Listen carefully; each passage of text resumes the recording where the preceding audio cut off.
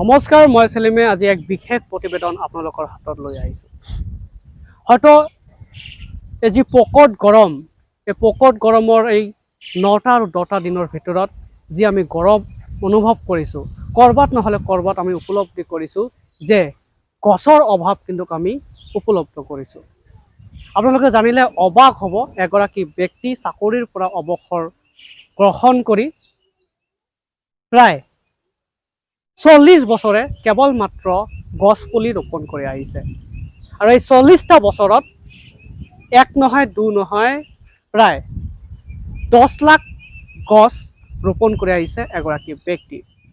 ধুবুৰীৰ এগৰাকী ব্যক্তিয়ে নিজৰ চাকৰি জীৱন শেষ হোৱাৰ আগতে অৱসৰ গ্ৰহণ কৰি কেৱল গছ ৰোপণ কৰিব বুলি মনত ভাৱৰে আজি প্ৰায় 40টা বছৰে 1 লাখো নহয় 2 লাখো নহয় 10 লাখৰ ওপৰত গছ পুলি ৰোপণ কৰিছে।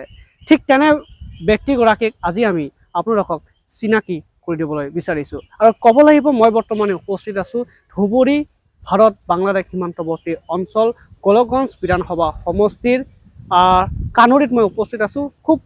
খুবেই কাষতে লাগি আছে ভাৰত বাংলাদেশ সীমান্তৰ যি বৰ্ডাৰ, সীমান্ত ইয়াত লাগি আছে। আৰু ক'ব লাগিব এই যে আপোনালোকৰ যি প্ৰচণ্ড প্ৰকট গৰম গ'ল, তাৰ পাছতে দেখা গৈছে যে আজিৰ দিনটোত যি বৰষুণে হওক বা ৰাতিপুৱাৰে পৰা বৰষুণে দেখা গৈছে, যদিও আজিৰ দিনটোত গছ পুলি ৰোপণ কৰিব আহিছে ধুবুৰী চহৰৰ পৰা এই ভাৰত বাংলাদেশ সীমান্তৱৰ্তী অঞ্চলত। আমাৰ সৈতে পাকুদা আছে, মই পাকুদাক চিনাকি কৰাই দিব বিচাৰিছোঁ।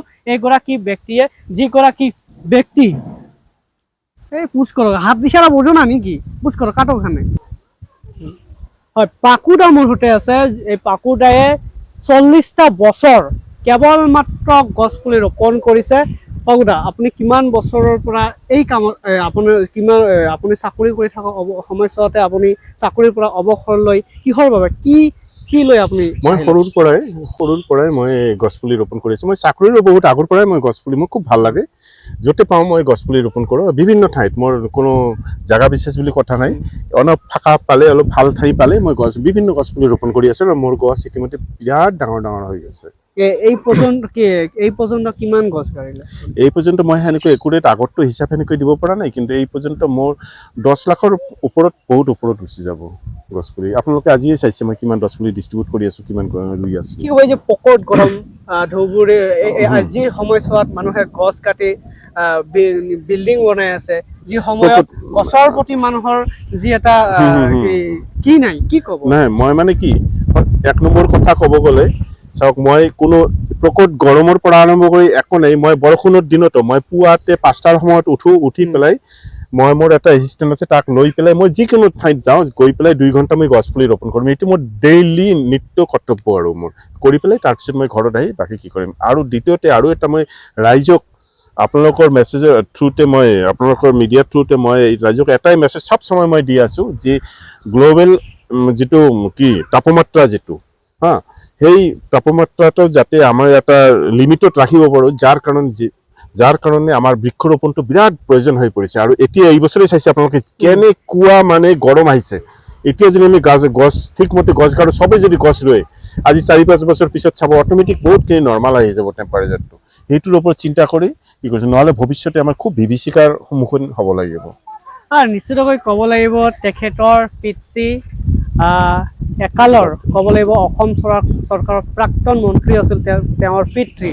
আৰু তেখেতে বন বিভাগত চাকৰি কৰিছিল, আৰু বন বিভাগৰ চাকৰিৰ পৰা অৱসৰ গ্ৰহণ কৰি তেওঁ ইতিমধ্যে 10 লাখতকৈ অধিক গছ পুলি ৰোপণ কৰিছে। এটা কথা মনত ৰাখিব যে গছ থাকিলে মানুহ জীয়াই থাকিব। আপুনি যদি ক'ৰবাত এটা গছ গাড়িছে, আপোনাৰ মৃত্যু হ'ব, কিন্তু গছখন জীয়াই থাকিব। গতিকে গছখন মানুহ জীয়াই থকাৰ কাৰণে উশাহ নিশাহ লোৱাৰ বাবে গছখন মানুহৰ বাবে অতি প্ৰয়োজনীয়। আৰু ক'ব লাগিব, বিশেষকৈ চহৰ অঞ্চলত দেখা গৈছে গছ কাটি ডাঙৰ বিল্ডিং নিৰ্মাণ কৰা হৈছে বা গৃহ নিৰ্মাণ কৰা হৈছে। আচলতে চৰকাৰে বহুত ধৰণৰ আঁচনিও ৰূপায়ণ কৰিছে, অমৃত বৃক্ষৰোপণ, এনেধৰণে বহুত কৰিছে। যদিও এইগৰাকী ব্যক্তিয়ে কাৰো পৰা এটকা নলৈ নিজৰ পকেটত থকা খৰচ কৰি আজি 40 বছৰতে তেওঁ কেৱল গছ পুলি ৰোপণ কৰি আহিছে। কিন্তু এই মুহূৰ্তত ক'ব লাগিব মই ধুবুৰীবাসী ৰাইজৰ সন্মুখত তেওঁ চিনাকি কৰাই দিছোঁ। আপুনি যদি কেতিয়াবা গোলগঞ্জৰ পৰা আদি কৰি বিলাচীপাৰা, চাপৰ, ধুবুৰীৰ পৰা আদি কৰি আপুনি যদি যায়, তাৰে যদি আপুনি 10টা গছ যদি দেখা পায়, তাৰে ভিতৰত 8টা গছ এই ব্যক্তিগৰাকীয়ে ৰোপণ কৰিছে।